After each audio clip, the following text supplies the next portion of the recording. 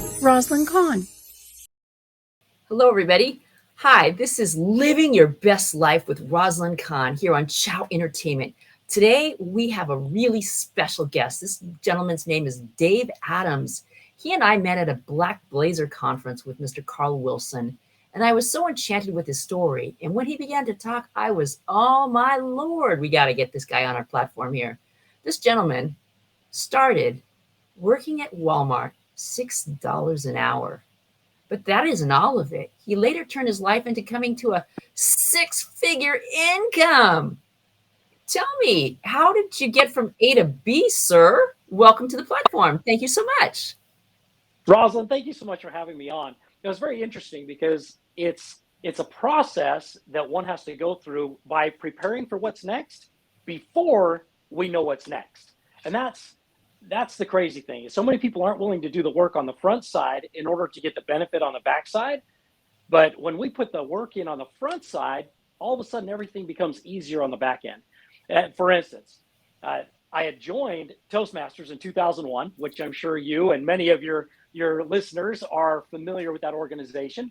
I joined in 2001 and I started this process of learning how to communicate, which allowed me then, when I started over in retail, to articulate what it is that I was able to, what I had accomplished, what I had done. And then it also allowed me to sell myself to my bosses as to what I could do for them. And allowing that communication to push me forward, it made everything significantly easier. And don't get me wrong, you end up, you have to show up early, you have to stay late, you have to work harder than anybody else that's in the room, but that just goes along with trying to get ahead, right? Especially when you're trying to collapse timeframes and move forward. It's very interesting. But if it were not for mentors along the way, helping me to overcome obstacles, there is no possible way I could have gotten there. Timing had a lot to do with it, but I will tell you that I had a mentor. I grew up dyslexic, read my first book cover to cover as a senior in high school. How ridiculous is that? But I had a mentor take me aside and he's like, look, you can do this. You have to do this. And he challenged me to read a 526-page book in 90 days. And I'm like, you're smoking something, because there is no way I could do that, right?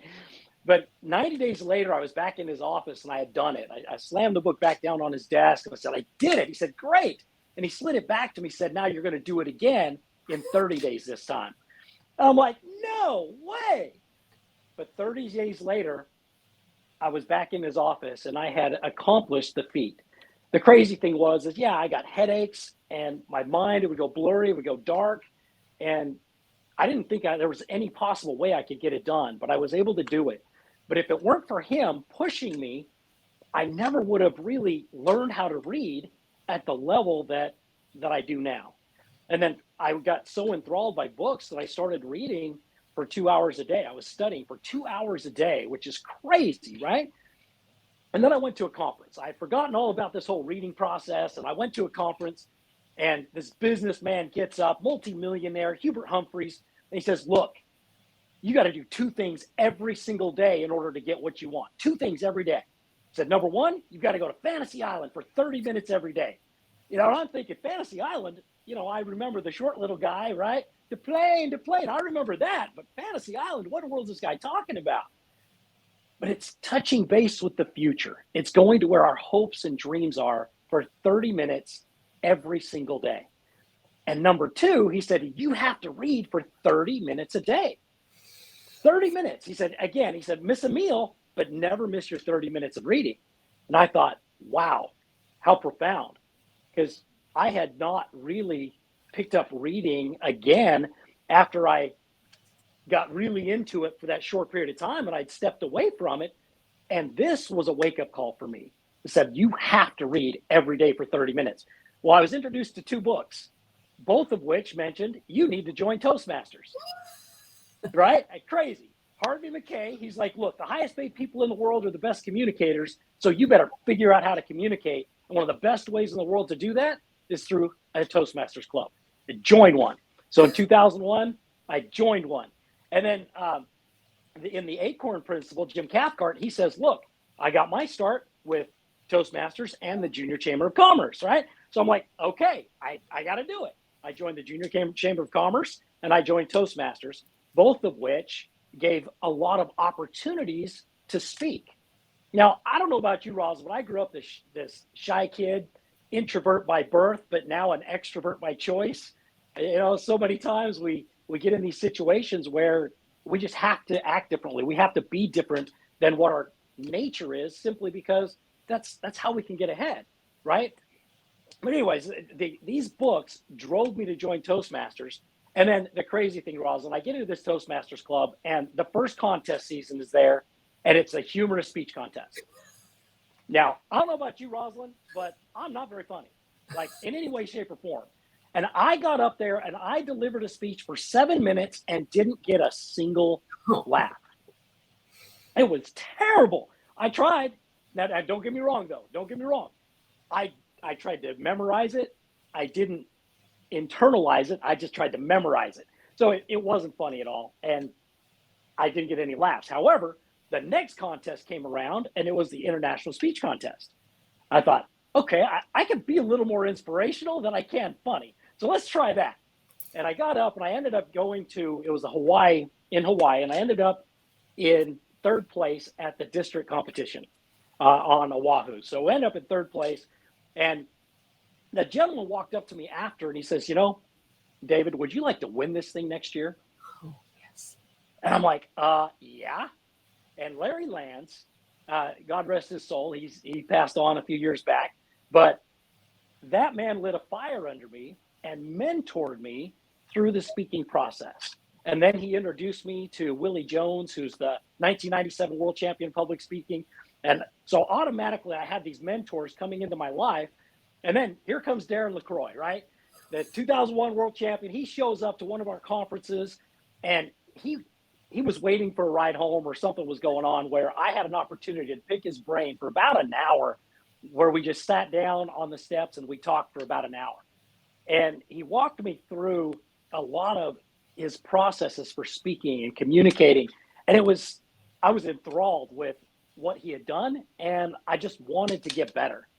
So I put myself in a situation to speak as often as possible. At work, if somebody needed something done, I raised my hand. If somebody needed a presentation done, I raised my hand. If they asked for volunteers to talk about something, I raised my hand, because I had to get better at all costs, right?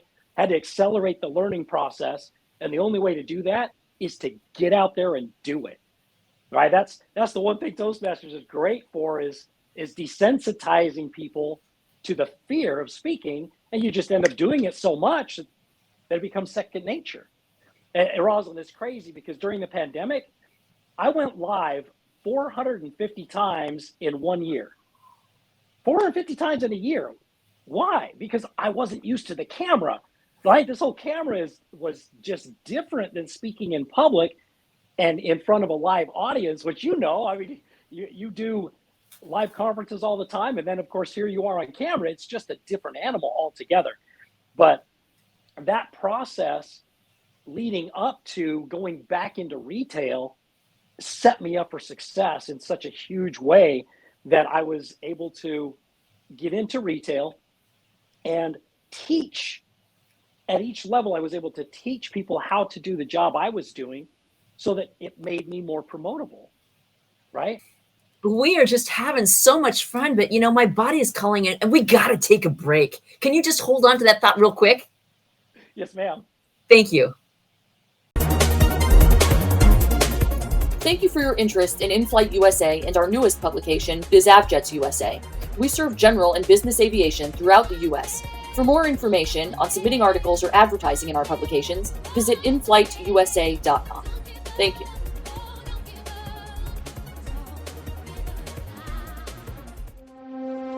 Hi, welcome back. In case you missed the break here, we're listening to an amazing story of a guy who follows his mentorship from A to Z. This is a guy who worked at Walmart, started reading books, learned that he needed to read 2 books, and heard about Toastmasters, joined Toastmasters, and he's telling us what he learned from the world champion of public speaking, If you need a person to get something done, David Adams is your man. Take it away, David. Where did we leave off at? Go ahead. You know, Rosalyn, when I started back in retail, it was crazy because the very first day that I walked into this building, I'm doing my thing, going 100 miles an hour, and I watch, and everybody's walking by. I'm like, hey, where's everybody going? Like, it's break time. I'm like, break time? What's that? He said, well, we all go outside. I'm like, okay, let's go outside. So I follow everybody outside. And what do you think the conversation was that I heard when I went outside, Miss Rosalyn? It was a Toastmaster meeting. They were meeting outside to encourage, motivate, and inspire one another. Oh, I wish. No, they were out there saying, this job sucks. Oh my gosh. This is the worst job I've ever had. This manager is terrible. And man, I got a line on a job down the street paying double than what I'm making right now. And then I heard my dad's voice in my head. And his voice, he always said, look, you've got to avoid negative people as if they're disease, like the worst disease you could possibly ever have. Avoid them. Don't get involved with it because it'll destroy you. And I thought, man, these guys are so negative. I turned around, I went inside, and I never went back outside with them again. That one, just listening to my father's words, that one thing set me up for success. Because had I listened to them, I would have started looking for another job immediately. But because I didn't, I stayed inside, and instead I sought out my manager and I started asking questions. It's very interesting what happens when you start asking questions of, hey, how can I do this more effectively? How can I do this better? Your boss actually likes it and wants to teach you. And then they take a vested interest in your development. It's funny because if you take an interest in yourself, others will take an interest in you. So when you get into this situation and you start taking an interest in yourself and a position opens up and you're like, hey, I'd like to interview for that, they give you the interview, right? But you have to ask for the interview. So in the process, I asked for the first interview, and he's like, you know, David, I have to reserve the right. I just can't do it. I can't give it to you. You've only been here 2 months. I said, that's okay. You know, everybody reserves the right to make the wrong decision, and that was you. But what I didn't know is he talked to his boss, and they got me promoted to a position during the day. Now, I was then making exactly 10 cents an hour more. That's all the raise was. It was 10 cents an hour. I'm like, you've got to be kidding me. But no, 10 cents an hour.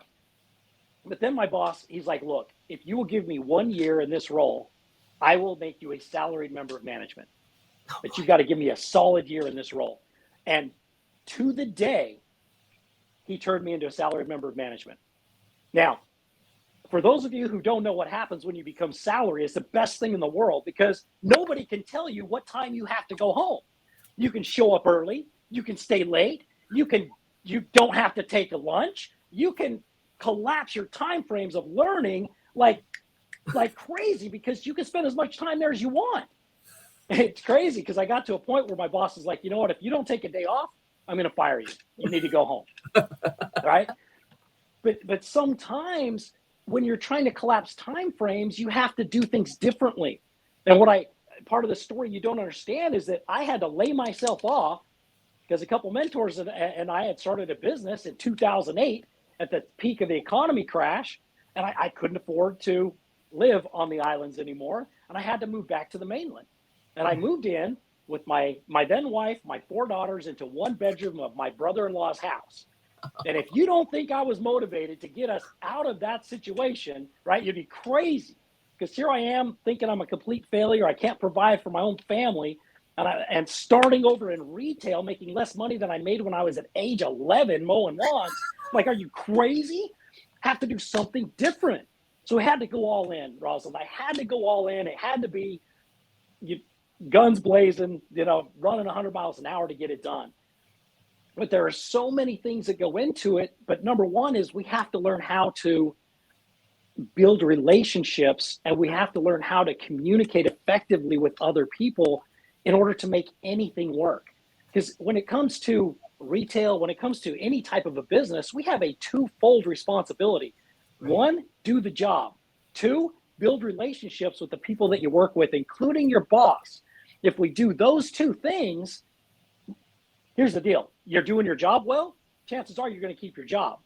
Right. But if you're not doing your job well and you've built a relationship with your boss, you may get a little leeway, but eventually they're going to have to let you go because you're not getting the job done. But if we're doing the job and we're building a relationship, why would they ever let you go? Right? Because our job then becomes to make our boss look good.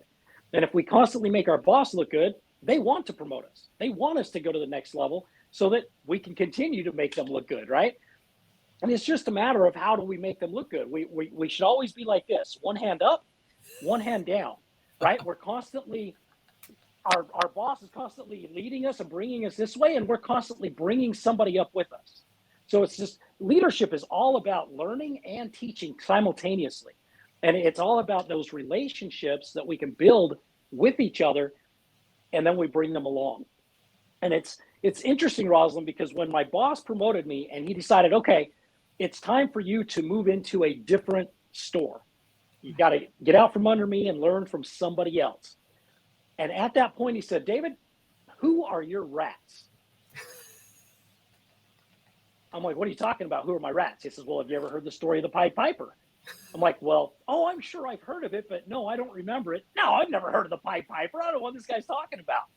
So he tells me the story of the Pied Piper, where this town is overrun with rats. The Pied Piper comes in and he's playing, and he says, I can get rid of them for you, right?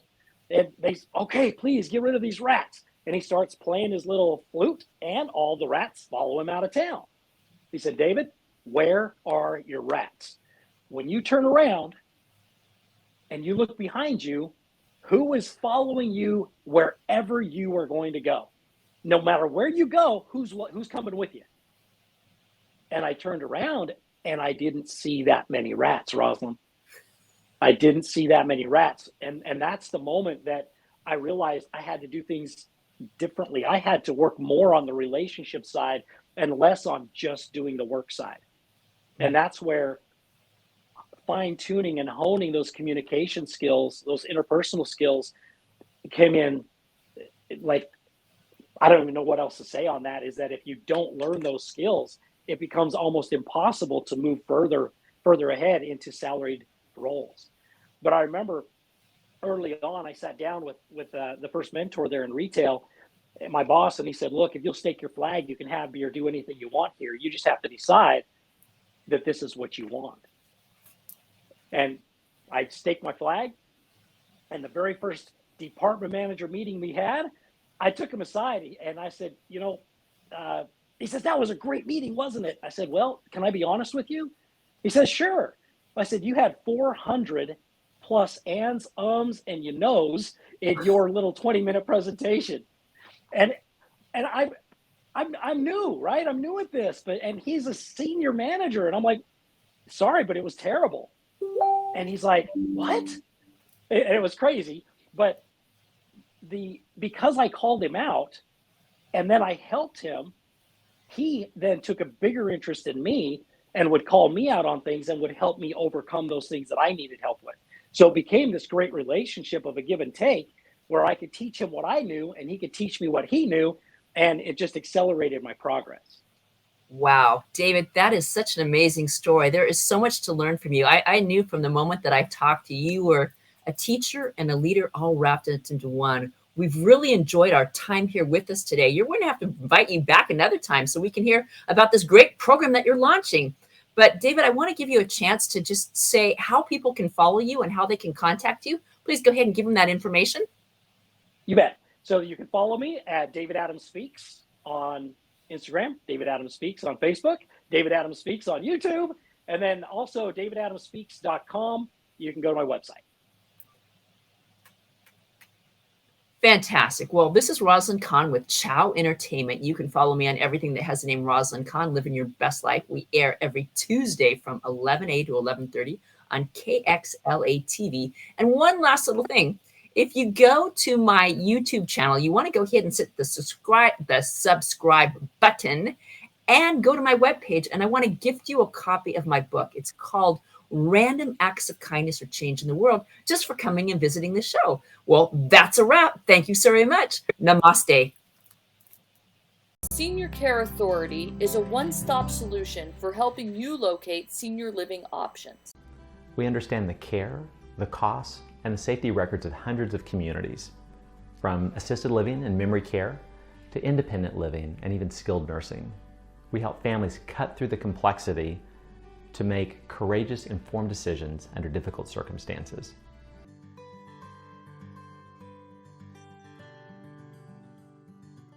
Hey, are you looking to get blinged out? Well, look no further. Boss Lady Bling Blingy have all the bling you need. You can find us online at Lady Blingy 4 on IG or Lady Blingy on Facebook or www.bossladyblingblingy here in sunny San Diego at 2031 Commercial Street, San Diego, California.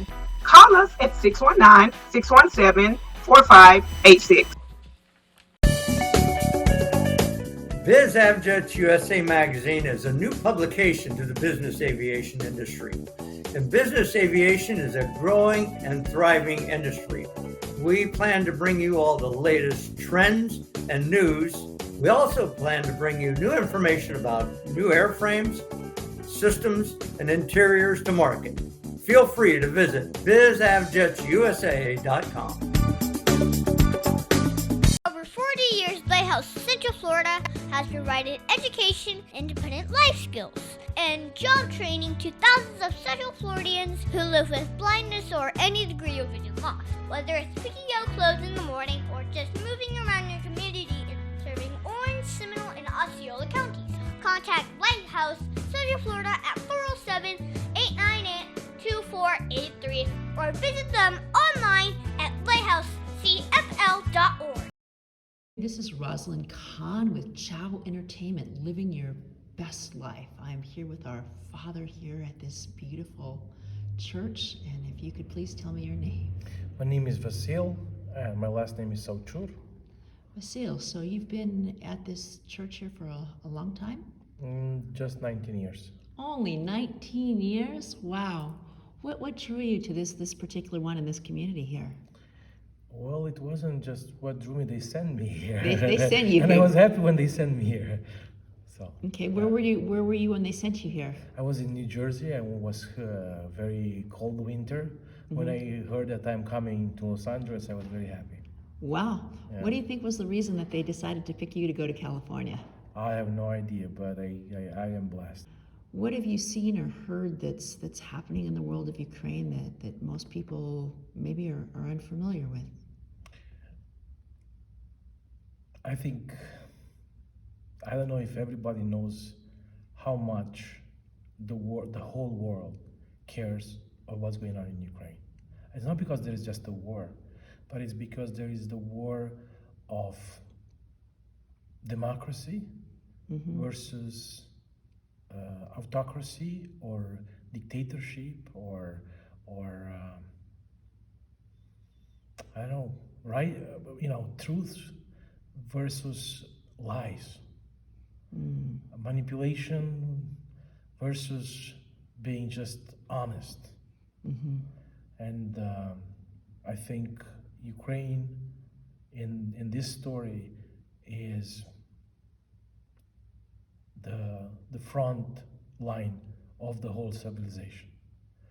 Maybe we don't realize how much is at stake. If Ukraine fails, there will be others that will follow.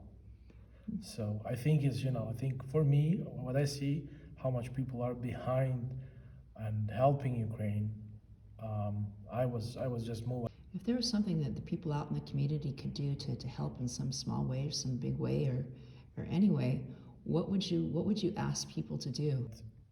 The whole world, our communities here in the United States, in Los Angeles particularly, they can help. I would suggest nowadays to help us with the situation with the refugees. We receive clothes. We need now, I think, more financial support, because there are many people, there are 2 million people that are outside the country. They just woke up one day and their whole world was just upside down. There was not the world that they knew how it's supposed to be. They were just, imagine that you become homeless tomorrow. Right. And you're not only homeless here in the United States, that you have some resources, But you're homeless in a different country and you don't know the language, and maybe you have 3 children behind you. That's very hard to imagine. No, it's horrific. And I always say it doesn't matter how much or how little, but if each person just $5, $10, whatever it is, and whatever they do, that every single little bit goes Exactly. ahead and helps. It can provide a meal. It can provide maybe transportation. It may provide some roof. Right, but it's something, and I just want to thank you from the bottom of my heart for everything that you do to encourage, to inspire, to give Thank you. people hope for a better tomorrow, because there is a power of prayer. Yes. And if we put our minds together and we focus and we visualize of what we want to see, we can see victory on the other side. True. It's just a matter of everybody knows somebody, and I always say somebody's going to hear the story and say, what can I do to help, and be there to help you out. If someone wanted to reach out to you, how could they best get a hold of you? We're trying to have more information on our website. We were still, for this time, kind of in shock, but we will have more information on our Facebook page and also on our website, which is saintvolodymyr.com, and as well it's the Facebook. You can just search it. It's on you will find it. Okay, Saint Vandalum City. Saint Vladimir, is the church name, and then if you go on the Google Maps, you'll find the website, you'll find the number, everything is there. Well, fantastic. Thank you so much. Gratitude beyond words. Namaste.